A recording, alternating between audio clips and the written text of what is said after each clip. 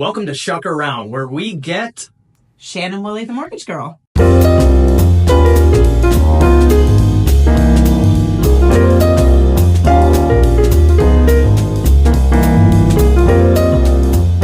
So Shannon, we've known each other before, but really didn't get to know you until a little over a year ago when you... Well, I was a vegetarian for about 15 years, and after overcoming some pretty significant health challenges with my heart, my naturopath actually had said, you should really start incorporating a little bit of animal protein. Yeah. And it took me over a year to make the decision, and then I walked through these doors, and you helped me pick out a fish that wasn't going to taste like fish, because that's what I was worried about. And now I'm here every week. So we like that. Yeah. You changed me from being vegetarian to, I guess there's a word for it, pescatarian, which I only learned in the last few months that there was actually a label for it. So yeah, we talk to a lot of people who have made that change and are transitioning more to, getting away from factory farm products to in the ocean. And yeah, we're happy. We're happy that you're happy. I'm healthier. I feel better. I feel stronger. So, right. Yeah. And we're going to get into the other getting stronger, working out, all that. But I'm going to go back in a little bit of history, and we're going to do a question, and we're going to get into some of these delicious oysters. Okay. And I understand oysters and you have never met. We've never met. So the idea of putting one in my mouth raw, I don't think I could do. So I appreciate you cooking these oysters for me. Well, we do have a cooking class available as well. And we had one this week where we fill the other side with people. And we teach them, first of all, how to shuck an oyster. And we do these actual 4 different variations of a classic oyster Rockefeller, which is that one there. But I want to talk a little about your past, because we do have a bit in common there, in that we both worked for major financial institutions in Canada. So how would you compare the culture of working at, I believe, 3 different financial institutions in Canada compared to now building your own personal brand and your own personal book of business? So I started my career like 22 years ago. I was with a green bank, thought I was genuinely going to retire with green blood. I loved the culture. I loved everything I learned about it. And then another bank actually came knocking on my door, and I didn't think I would ever leave. Decided to make the jump and found a whole new world in the mortgage world, and found that there was such a need for actual advice. And it's funny, because I was just talking to a client this morning about it, that some of the people in the banks, and I've worked at 3, so I can say it confidently, that there are some staff members that are more of like order takers. Yeah. So, you go into the bank and you say, well, I want a mortgage. And they're like, okay. And do you want a side of insurance with it? And, do you want to get that to go? Like, it feels like you're more of like an order taker. And people need advice, right? There's people that are really good at their craft. I was talking to a psychologist today. I've talked to engineers, and they're really, really good at what they do, but maybe they need some advice on the financing side of things. So the biggest difference for me culturally and seeing the difference was that I could actually provide the right advice for a client and not just try and sell whatever product that particular bank was offering. And so you're a broker, so that gives you the opportunity to shop the market to best suit the client's needs. You got it. Yeah. Includes the banks. So I can still work with the big financial institutions. Yeah. I just do it for my client, not for the bank. Because not everybody, as we know, fits into the box of the bank's rules. And you have a list of, would you call them B lenders or other lenders other than? A lot of people have a misconception. It's like banks or B lenders, but It's not, right? Like we have credit unions. Credit unions are fantastic. They have that small town feel, great client experience, and super competitive rates. So from like what's available, 117 different lenders are available. And It's just a matter of really finding out what drives the client, what their goals are, and fitting them into that product. Whereas I find sometimes in the bank, it's like trying to fit a square peg into a round hole. Doesn't work. That's the one I was looking for. Yeah. So what do you think are, now, when you're building your own personal brand, that goes along with, like, what do you think the most effective ways for someone to build relationships in your community? I think honesty and integrity, right? And doing the right thing, doing the next right thing. Right. So it doesn't necessarily always mean I get the business. It doesn't mean I close the deal, but I give clients the right advice and say, maybe it makes sense to stay where you are, or maybe it makes sense to renew and we look at some other alternatives for whatever else their needs are. And it has shot me in the foot sometimes when I don't get to close that deal. But when it's up for renewal the next time, they think of me because I was honest. Yeah. Right. And it wasn't just about doing what's right for me. It was doing what's right for the client. And they spread my name, right? Even though I don't get their business, they might talk about me to their friends and family because they know the honesty and integrity is number one. I find the transparency. That's the one thing that we've been able to do and grow our business. It was a lot by word of mouth in a small town, which we consider about 50,000, is that honesty, transparency, telling people exactly the way my opinion is, and you get to choose. But, right. Okay, these smell delicious. Your first oyster, I'm going to give you a choice here. We have the classic Rockefeller. This would be one that you get in like more high dining, fine dining restaurants. That is a bit of cream, garlic, spinach. That's reduced down and then topped with panko and shaved with a bit of a sharp cheddar, not a sharp Parmesan. Okay. Then this one here is kind of like a palate cleanser one. This is lemon juice with a bit of garlic butter. This one here is a jalapeno popper. So cream cheese and diced up jalapeno without the seeds. So you want to bring the heat, you leave the seeds in and give it a fine dice, and that amps it up a bit. Then we have a decadent one. This one here is a lobster, which we butter poached beforehand, and then threw a bit of the same shaved Parmesan on top. And we have just an oyster, which we have 3 different options here. We have a mild hot sauce. That's a smoky heat. I'm not sure what your heat level is like. This one is a ghost pepper.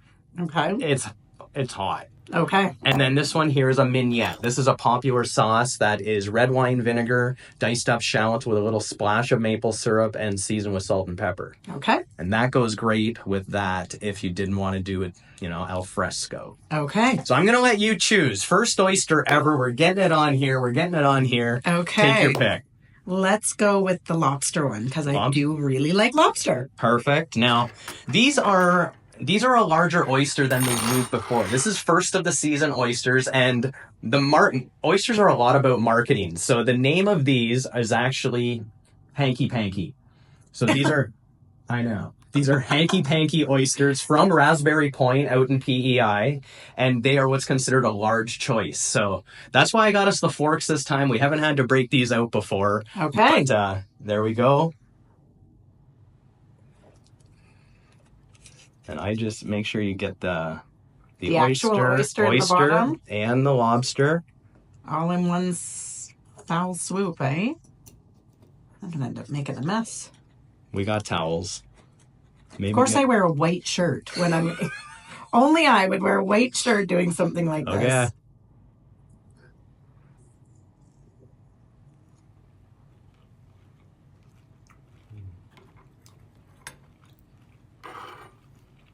Very good. Pretty good, eh? Mm-hmm. You get the sweet lobster there. Mm-hmm. We butter poached it beforehand. Just, why not?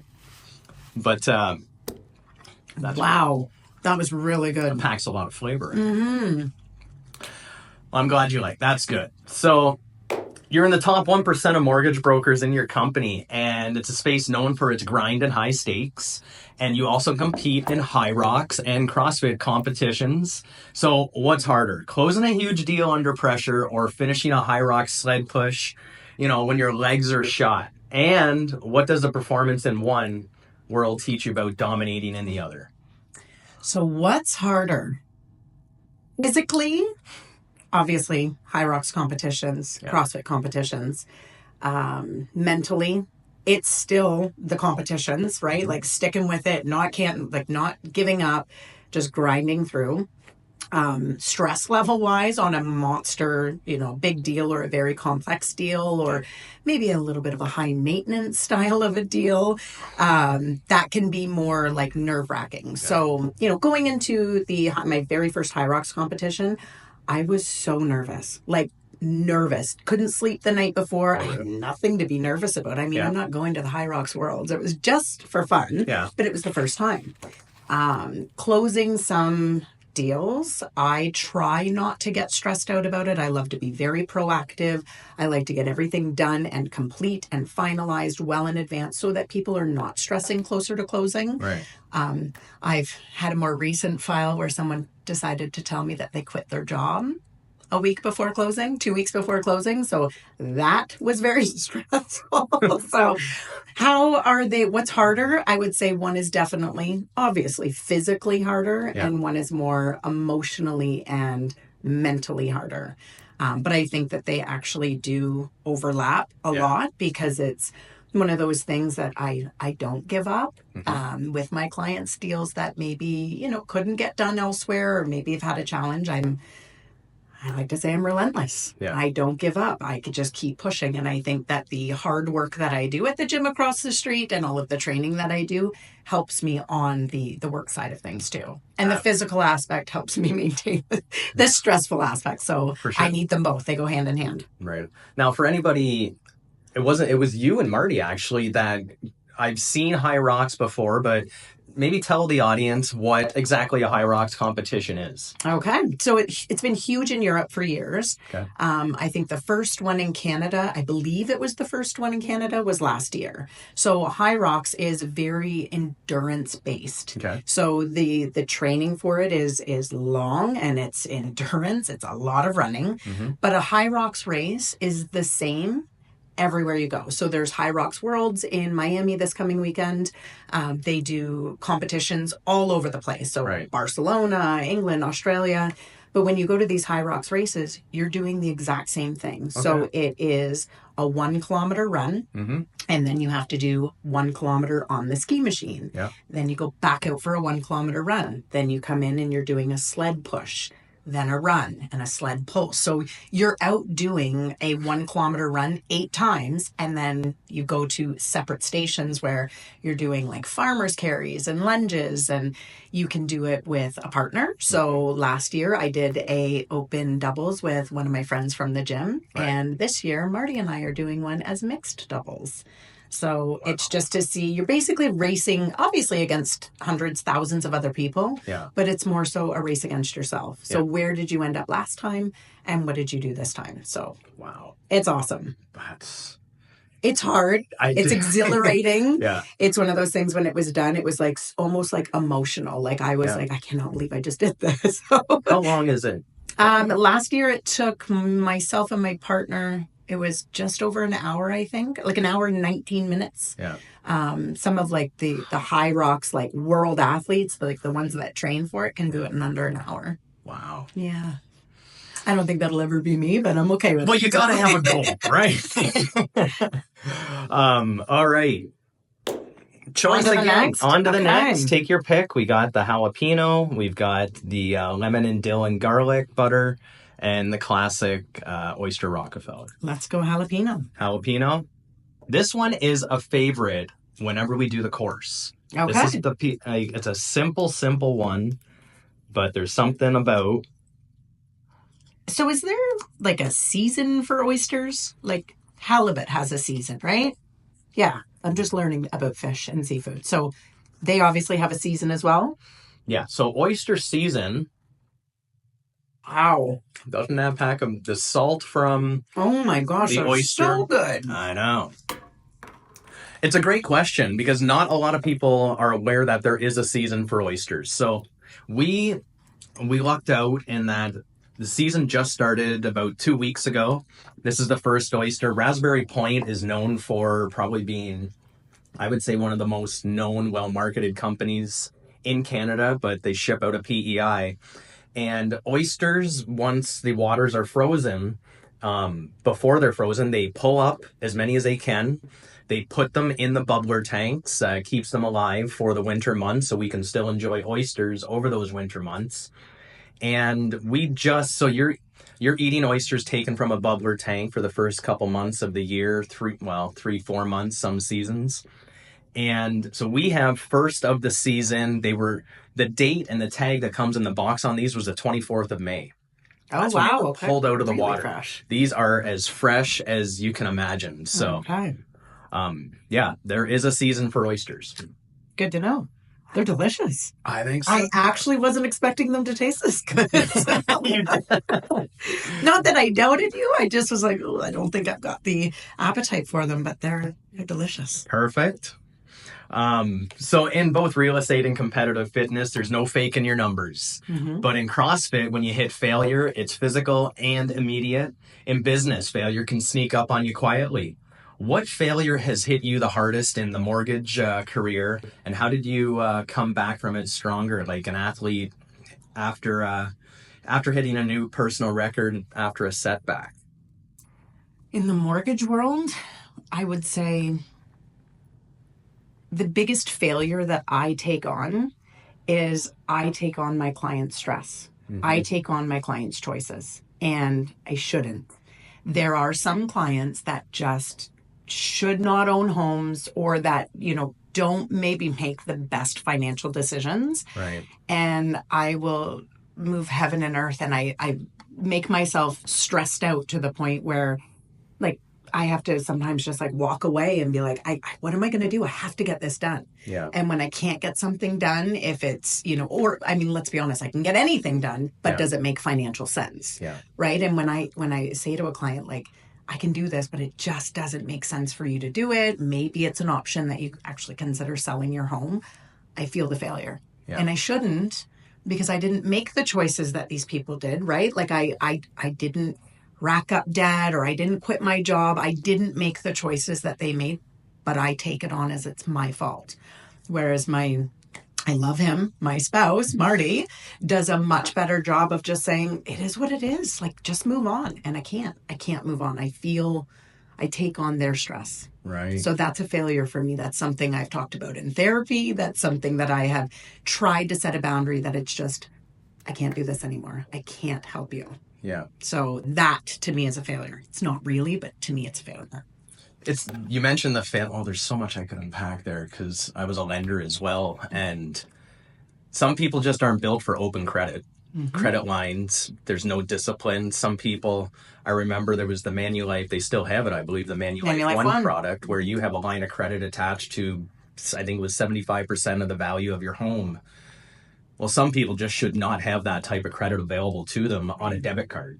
Right. There's your, it's too easy. Too much. And now more so, right? Like even a few years ago, it made it a little bit more difficult because you had to physically go to a store to make purchases. Right. Now the journey to, I want something, to it being at my doorstep is a matter of a couple of taps. The Amazon effect. Right? And not just Amazon. Like you can order from Lowe's or Home Depot, or like anywhere. It's the journey for a purchaser is so easy. Yeah. And what I did notice, so my dad lives in Costa Rica. Okay. And when I'm in Costa, so I usually go down there in the winter months for a couple of weeks, usually around January. When I'm in Costa Rica, there's no ads that come up on my phone.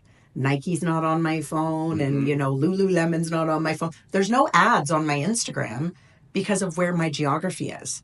So when I'm away, I'm not buying anything because there's nothing popping up on my phone. As soon as I get back into Canada, it's, this ad, that ad, this ad, that ad. And it's like, oh my gosh, no wonder people get into trouble.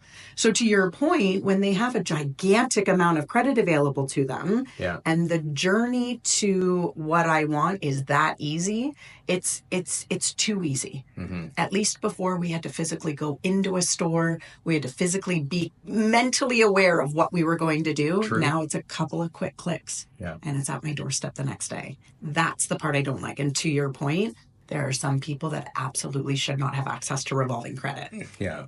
Well, there's the parallel, too, that the discipline, we can speak to working out. The discipline with your finance is really no different than the discipline to working out every day. Right. There's a parallel to be drawn there. And Won't even delve into that one. Yeah, not everybody is, right? Not Right. everybody is disciplined to do certain things, and that's okay, right? Yeah. You've got your disciplined people, and then you've got your people that are a little bit more easygoing, and that's what makes the world go round. If Yeah. everybody was, it would be a disaster if everybody was the exact same way, right? Yeah. So, True. Well, 2 down, 3 to go. okay. We'll go with this one. I All forget the right. one that this one is a palate cleanser. This one's a palate cleanser in a way, and it's a good one to do after like a creamy cream cheese one. Okay.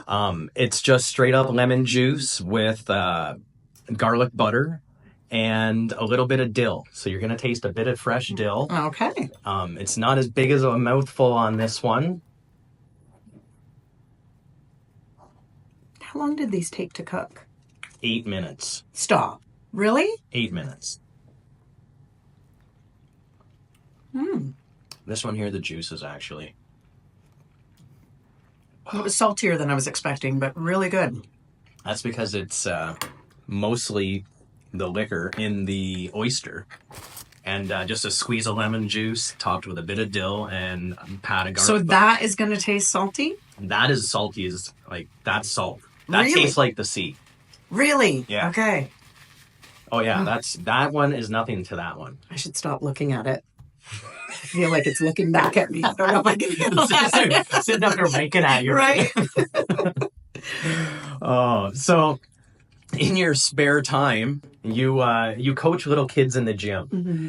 And coming from a banking culture and banking background, there is no doubt that you were coached at some point, or you might have avoided the coaching. So tell me about some type of comparison you can have between helping these little kids like just go hard in the gym to a coaching moment back in the day. So I would say when I first started my career, it felt like the coaching was kind of like a checklist item, right? Like my manager would sit down with me and say, this is what your did wells are and this is what your next times are, right? Like what did you do well and what do you need to work on? Yeah.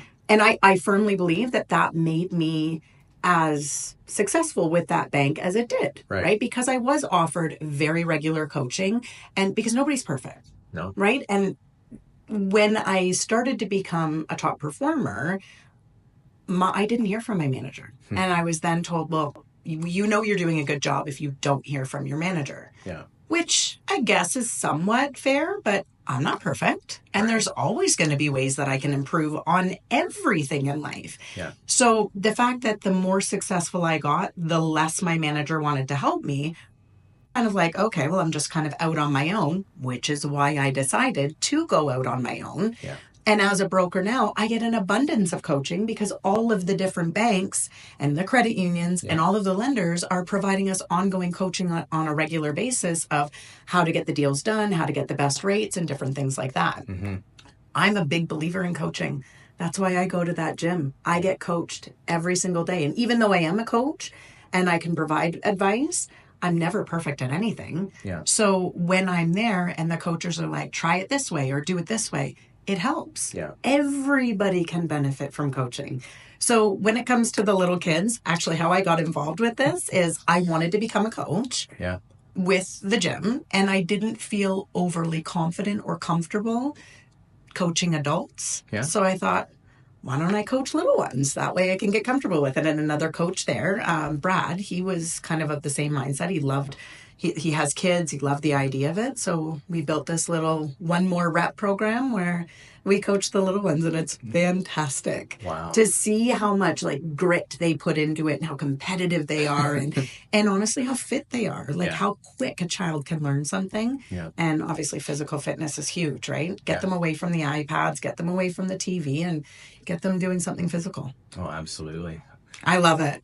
Oh, I love it. Run it every Sunday morning. Well, we are right now, and it is hilarious. And so if anybody in the audience want to have their child, they would just get in contact with Aduro? Aduro, just reach out to them. We run clinics, so it's not an ongoing class all the time. It just depends on coach availability. But reach out to Aduro, and they'll let you know when the next one is. It's a wonderful idea. I mean, I see the benefit of my daughter doing the gymnastics and just seeing her progress.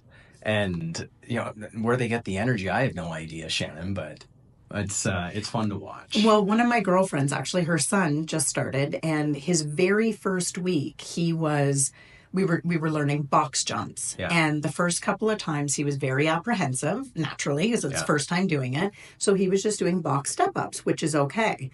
By halfway through the class, he was doing box jumps, but he was just hanging onto the box with his hands. Mm-hmm. By the end of the class, he was jumping on the box. Wow. That's how quick they can adapt. So just seeing how quickly they can progress. And Yeah. again, like physical fitness, I think is so important. Yeah. Mental health, physical health, financial health are all combined. You got to teach them young. Yeah. And Well, the parents love it because they're absolutely worn out when they leave. So when you mentioned like the coaching, getting your mind right, getting your body right, and then for me, getting your business right, mm-hmm. the three, it is a perpetual circle that you get your mind right, you work out constantly. It's all connected. It's all connected. Yeah. Absolutely. It's the coaching group that I'm in is we're in a room with people doing $5,000 a month. We're in a room with people doing $5 million a month. And so we get that cross breadth of hearing problems that the small are dealing with and the big. And the difference is that there really isn't much of a difference. It's just bigger numbers, same problems. But once you get your mind, your body, business will grow. Absolutely. There we go. We're down to 2. Okay. I'm going to go with this one. You're leaving it to the end. I'm really leaving it. Well, as I mentioned, what happens if I don't take it very well? That's going to be B-roll, right? So this one's a big one. So this one here is the classic that you would see at a lot of fine dining establishments. So, and it was called the Rockefeller? This is a classic oyster Rockefeller.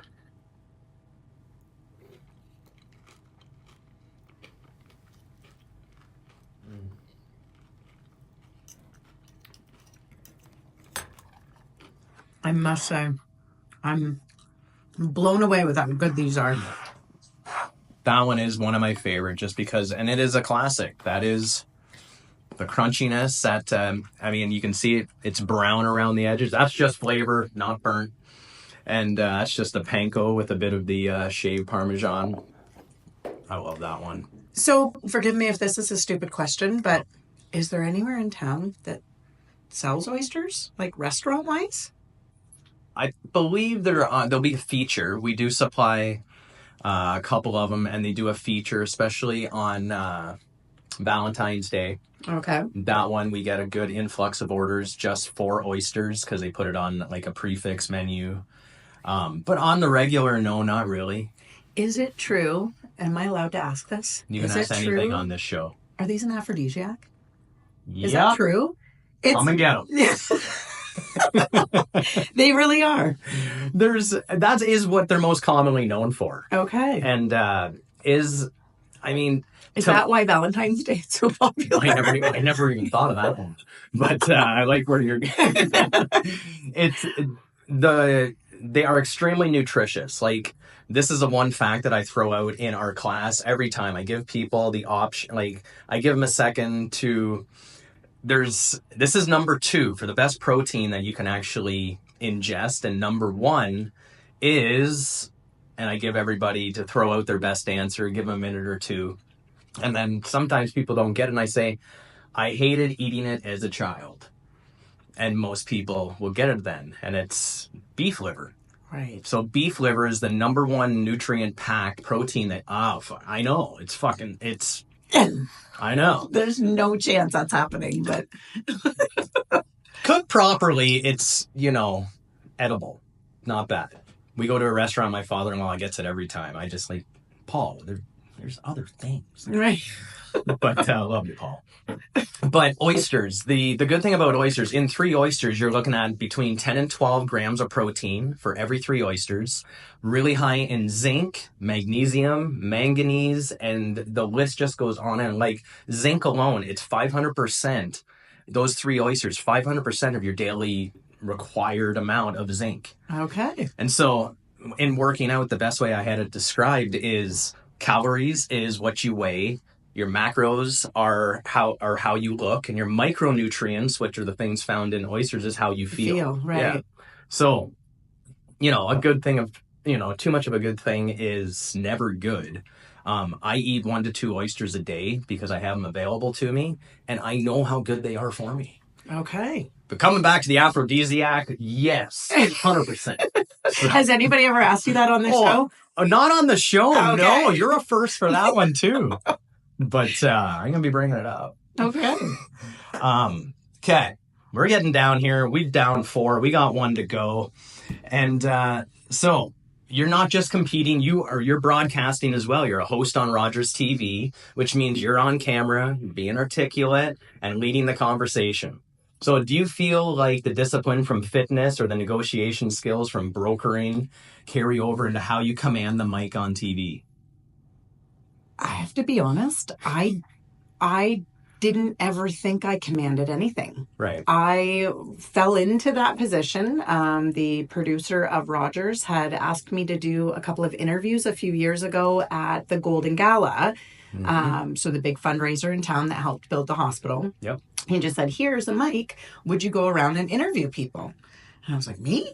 Like, I don't know anything about this. Right. And then the position came up and he asked me to do it. And I was blown away. I still don't understand, honestly, how I ended up landing that gig. I will be honest, I have never watched an episode. Sorry, Rogers. I never watched an episode only because I don't watch myself. Yeah. I do reels. I don't watch them. I do videos. I don't watch them. Yeah. So I'm still kind of blown away. And in fact, that I actually held the gig for as long as I did because I didn't think anything of it really. Wow. So I just loved doing it because I got to meet a ton of really great people in the community, people that are a part of organizations and government and, small businesses. And it just gave me an opportunity to meet people and really put a pulse out there and an ear to the ground of what was going on. Yeah. I otherwise may not have known about Cowapalooza or different shows at the theater and different things like that just because I wasn't aware. So just gave me that kind of 2 hours a week to walk away from mortgage world and be in other people's worlds. Right. That's cool. Yeah. And you're my first podcast. I've never done a podcast before. So First podcast, first oyster. all right, here we go. We love it. This is now leading into the last oyster. Okay. So that I swore I wouldn't do. That you swore. So, like I say, we've got hot sauces, smoky heat, hot heat, or we have the sweeter mignonette, or just as it is.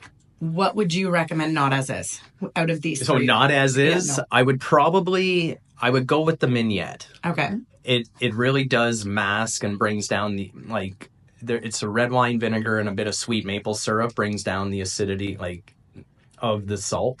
Okay. Okay, so I'll do that with you. I'll show you what I do. Okay. So this is one we really enjoy doing Taste of Art. We did that for the first time last year, and I put a couple in there. And the good thing about when we get to do those type of events is you get a lot of first timers as well. It's a pretty novel. Our presentation is pretty novel because a lot of people they want to try them, and so I love that part. We try and get it on camera as much as possible and get it to them so they have it.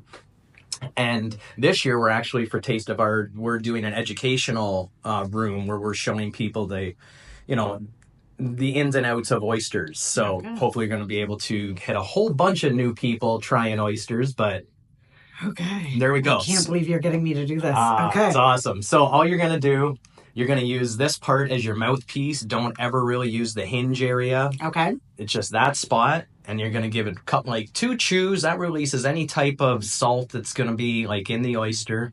And 2 chews, swallow. And remember, you're going to be tasting a lot of the mignonette. So. And it'll just slide right out? Yes. I don't need a fork? No. This one here, you're going to slide. You might have to slurp a little, but okay. Okay.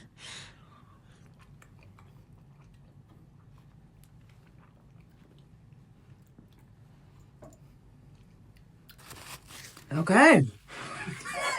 Wasn't as bad as I thought. Texture wise, it was not at all what I was expecting. I was expecting really rubbery and kind of nasty, but it was not at all. No. I don't know if I could do it without a sauce. We'll have to see. I definitely will do these again. Those those are 100%. This I don't know. We'll have to see. That was a lot better than I was expecting, though. I genuinely was worried that it might get sick. I'll take it.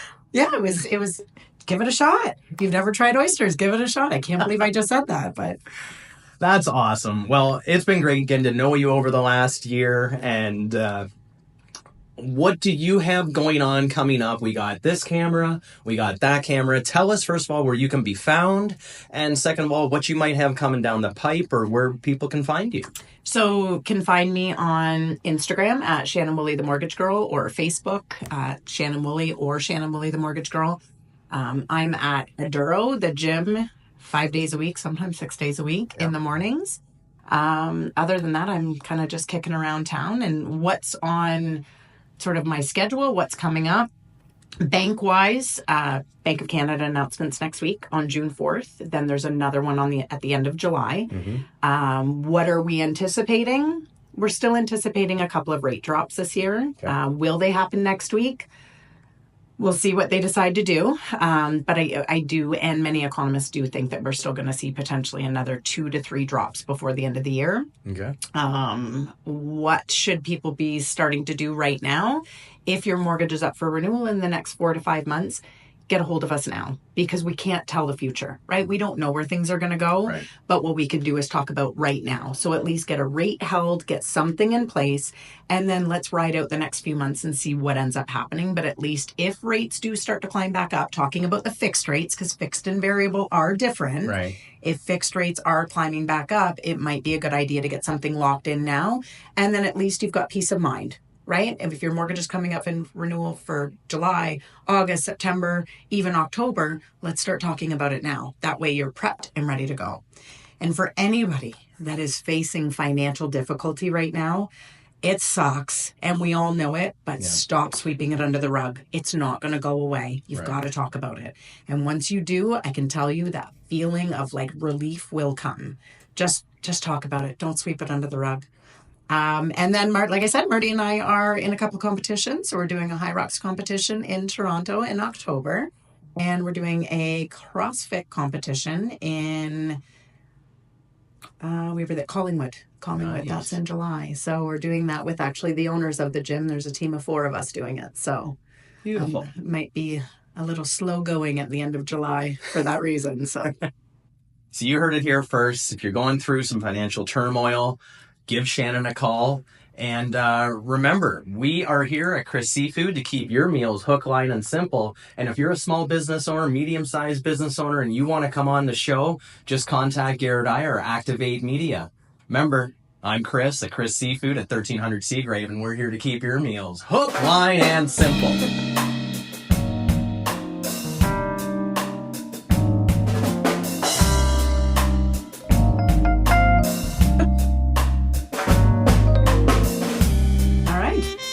Easy peasy. There you go. And it was actually really better than I thought. So that's good.